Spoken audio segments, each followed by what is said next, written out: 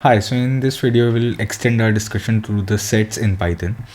So I'll share my screen. So first of all, we will discuss some of the properties of the sets. The sets are unordered collection of items. So when I said unordered collection, that means we cannot apply indexing here. So indexing is a big no. Another thing is that there are no duplicates allowed in the sets. If we are trying to add duplicates, then they will be ignored. Another thing is that we can perform mathematical set operations. This we will see later on. Okay, so a few things about creating a set.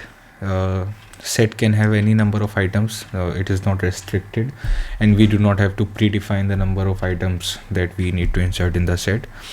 The items can be of any data type, so it is not that all the elements should be of the same data type. It is not like that. You can have any data type and any number of elements, and you cannot have any mutable element. Okay, so list and dictionaries are basically mutable elements, and you cannot have list or dictionary inside a set. Okay, you cannot have any mutable element basically. Talking about the syntax of defining a set, we use the curly brackets. Whenever you have a variable, okay, and you specify items in curly bracket, the compiler take it as set. If you use square bracket, the compiler will take it as list. Okay, and parenthesis we will see very soon in the next video. Okay, so the syntax is like this, and you can use curly brackets, and inside the curly bracket you can specify the elements that you want to insert. And the duplicate items, if you insert duplicate items, so if I try to insert something like 1 2 2 and 3, so the items that will be inserted, or if I try to print it, then I will get 1 2 and 3. The duplicate items will be ignored. And mutable types, if you try to insert a list inside a set, then it will generate an error. And if it is required for you to insert the elements of the list inside a set, then you can use this particular syntax. And basically you can first basically you can specify the compiler that whatever is inside the square bracket, upcoming square bracket, that is not set, and you have to convert it to set. So basically you are telling the compiler early on, so the compiler is prepared for any kind of things. And basically what compiler is doing here, it is ignoring the repeating 5. It is ignored, and we are getting these elements inside the set. Alright, so now we will talk about how can we create an empty set. Now creating an empty set should be very obvious. I mean, it may be required in some situations. So if you just do something like this, that if you put nothing inside the curly brackets, then you are not going to get the required results. The compiler is going to take it as dictionary.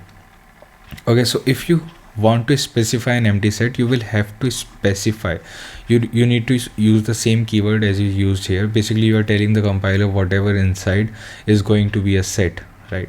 So similarly you are telling the compiler that whatever inside is going to be a set, and since there is nothing, but still the compiler has recognized this variable as a set. Now if you try to print the type of this particular my set variable, it will print as set. Otherwise it would print dictionary. Okay, now there are a few points about sets, and they are that since sets are unordered, sets do not have any order. The elements or the items inside the set do not have any order, hence we cannot rely on indexing. We just cannot access or change element using indexing or slicing, because basically if there is no addressing, there is no indexing, then how can you randomly access something or slice? To slice something, you need to know ki from where you want to slice, right? You cannot just randomly slice from anywhere. And if you are kind of rebellious and you want to try this out, so basically trying to access this first element of the set, then it will generate an error for you. Now we will talk about some of the functions that we can use to modify a set. The first function that is we are going to talk about is add, and another is update. Basically, if you can remember from the last video, the add function is going to add a single element and update function is going to add multiple elements. And there is one more thing, that inside the multiple elements, it is not necessary that you specify only elements of the same data type. You can specify elements of any data type. Okay, what it will do, it will just ignore the duplicates. Okay, you have to know that set cannot have duplicates, so if you are going to insert duplicates, they are going to be ignored. Okay, so for example, you have you created a set using this syntax, then to add another element you can use the add keyword. This will be the result, and you can use the update keyword to insert multiple elements. Now you can see that you already have 3 4 and you are again trying to insert 3 4, so they will be ignored and you will have only one instances of 3 4 in the result.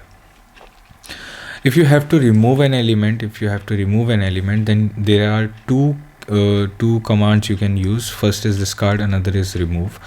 Now the discard command is more reliable if you are using it in a practical scenario. Basically, discard command does is whatever element you want to remove, discard command will look for this element inside the set, and if it is present it will delete it, and if it is not present it will just ignore the command. Okay, whereas if you are using the remove command, then compiler thinks that you are sure that this particular element is present inside the set. So if the element is not present inside the set, then it will generate an error. So it is always good to use the discard command. So this is the thing. Yes, so this is the set, and if you use discard 4, it will remove the 4. Now again, if you use remove 4, then it will generate the error. Now there is another command named pop. Okay, now pop command is take it something like if you remember in stacks, we used pop to delete the first element of the stack, right? Now talking about the sets, basically it is a random allocation, they are unordered.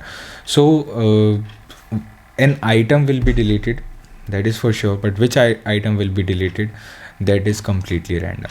Okay, and if you want to remove all the items from the set, you can use the clear command, myset.clear these brackets, and if you just if after executing this command you just print the myset, you will get nothing. So this was about the set. In the next video we will look at the dictionaries.